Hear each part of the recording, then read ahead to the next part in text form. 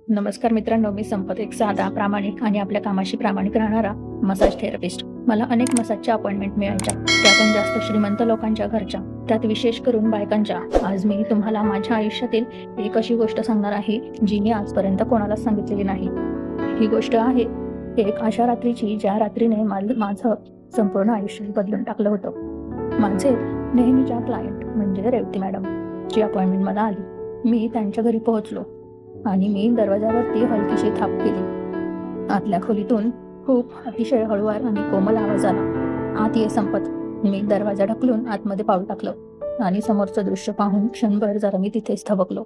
रोजची खोली आज पूर्णपणे बदललेली होती. खोलीतले दिवे आज पूर्णपणे बंद होते. केवळ कोपऱ्यात जळणाऱ्या सुगंधी मेणबत्त्यांचा मंद पिवळसर प्रकाश संपूर्ण खोलीत पसरला होता.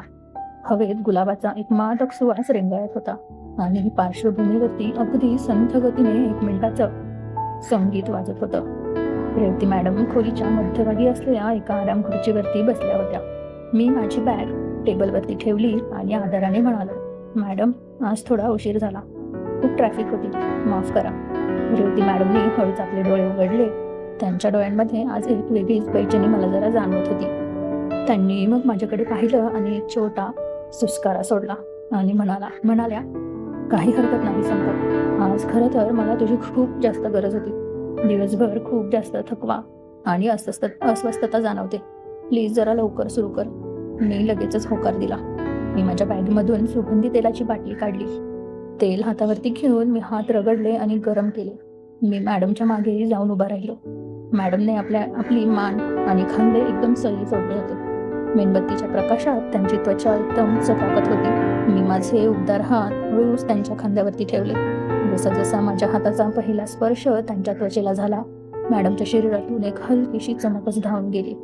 त्यांनी आपले डोळे घट्ट मिटून घेतले आणि त्यांच्या तोंडातून परत एक सुस्कारा बाहेर पडला. मी नेहमीप्रमाणेच प्रोफेशनल राहण्याचा प्रयत्न करत होतो, पण आज जरा मॅडमच्या शरीराची ऊब आणि त्या खोलीतली शांतता माझा संयम सोडत होती. मी हळूवार पाठीवरती मसाज करायला सुरुवात केली. तेलाच्या ओलसरपणामुळे माझे हात अत्यंत चांगल्या रीतीने फिरत होते. मसाज करत असताना माझा श्वासही आता वाढू लागला होता, कारण आता बरोबरच वातावरण पण गरम होत होते. मी जसा हात फिरवत होतो तशी मॅडमची श्वासाची तीव्रता खूपच जास्त वाढत होती. त्या स्वतःला खुर्चीवरती मागे ढकलत होत्या, जणू आता त्या माझ्या या स्पर्शात स्वतःला विसरून पाहत होत्या. मॅडमने अगदी हळू आणि मादक आवाजात मला हात दिली. "संपत." "हा मॅडम." मसाज थांबवत विचारलं. "थांबू नकोस. तुझे हात खूपच जास्त उबदार आहेत. मला आज खूप वेगळे वाटते.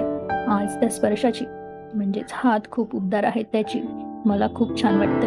आज या स्पर्शाची खूप जास्त गरज आहे." श्वास रोखून त्या म्हणाल्या. मी पुन्हा मसाज सुरू केला. आता माझे हात खांद्यावरून पुढे सरकत गळ्याच्या भागापर्यंत येऊन पोहोचले. मॅडमने आपली मान मागे झुकवली, जिथे माझ्या छातीला जाऊन टेकली. त्यांच्या केसांचा तो मधाळ सुगंध माझ्या नाकात भर घालत होता.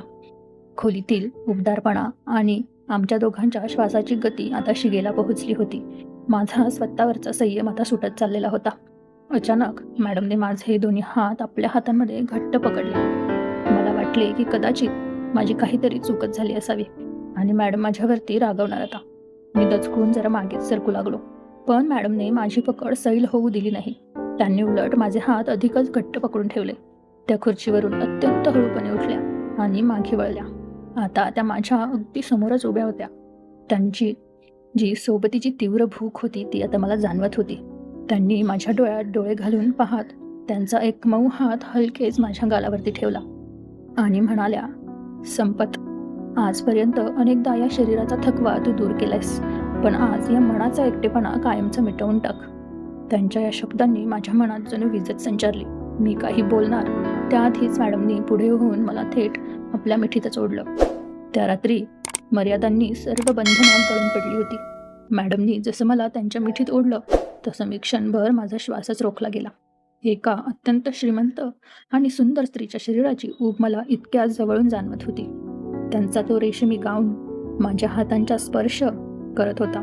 मी पूर्णपणे सुन्न झालो होतो. डोक्यात एकच विचार येत होता की संपत, तू हे काय करत आहेस? ही तुझी नोकरी आहे आणि ही तुझी मर्यादा असायला हवी. पण आता दुसरीकडे माझ्या मनातील भावना आणि मॅडमच्याही मनातील आणि डोळ्यांमधील ती तीव्र ओढ मला आता मागे सरकू देतच नव्हती. मी अगदी हलक्या आवाजात खालच्या सुरात म्हणालो, मॅडम, हे खूपच चुकीचं आहे. मी इथे फक्त तुमच्या कामासाठी. पण त्यांनी मला आता काहीच बोलू दिले नाही. माझे शब्द पूर्ण होऊच दिले नाहीत. त्यांनी आपला मऊ हात माझ्या ओठांवरती ठेवला. त्यांच्या हाताचा तो स्पर्श इतका उबदार होता की माझे शब्द तिथेच विरघळून गेले. त्यांनी आपले डोळे माझ्या डोळ्यांमध्ये रोखले होते. त्यांच्या त्या डोळ्यांमध्ये अश्रूंची एक हलकी लहर होती, ज्यामध्ये त्यांच्या आजवरचा एकटेपणा मला खूप साफ दिसत होता. त्या अगदी हळू आवाजात म्हणाल्या, आज मला मॅडम म्हणू नकोस. आज मी फक्त एक स्त्री आहे, जी गेले खूप वर्ष या बंगल्यामध्ये फक्त एका साथीदाराच्या शोधात जगत आहे. आज मला तुझी सोबत हवी आहे. असे म्हणाल्यानंतर माझ्या मनातला जो पुरुषीपणा खूप जागा झाला. मी म्हणालो, देवती, आज तू खूप सुंदर दिसत आहेस. असे म्हणताच तिने माझ्या छातीवरती डोके ठेवले. तसे मीही तिला घट्ट मिठीत घेतले. तिचे सुस्कारे आता जोरजोराने चालू झालेले होते. तिच्या केसांमध्ये मी हात फिरवून केसांचा मधाळ आणि शरीराचा जो मादक सुवासाने अधिक वेडा करत होता तो मला. माझे ते तेलाने गुळगुळीत झालेले हात तिचे शोधत आपोआप बरोबर दिशेने घसरत होते. तिने परिधान केलेला मखमली गाऊन आता खोलीच्या एका कडेला जाऊन जणू आम्हाला डोकावत बघत होता. त्या खोलीतला मंद मेणबत्त्यांचा उजेडात आम्ही एकमेकांवरती स्वार झालो. तिच्या मनात असणारा एकटेपणा एवढा होता की जणू स्वतःचं अस्तित्व शोधत होता. त्यानंतर दोघांनी एकमेकांना इतके घट्ट एकमेकांच्या आत सामावून घेतले की जणू जग विसरूनच गेलो. असं वाटत होतं ती वेळ थांबूनच राहावी. तिचा स्पर्श मला गुलकंदासारखा वाटत होता. ती वेळ तिच्यासाठी फक्त एक क्षण नव्हता, तर आत्म्यांचं मिलन होतं. त्या रात्री आम्ही दोघांनी एकमेकांना वचन दिले, जेव्हा कधी मसाजचे मन होईल तेव्हा असाच एकटेपणा दूर करायचा.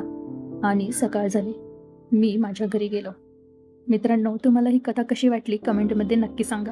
तसेच अशाच नवनवीन मधाळ कथांसाठी आपल्या चॅनलला फॉलो करायला विसरू नका आणि तुमचं प्रेम आपल्या चॅनलला द्यायला विसरू नका. धन्यवाद.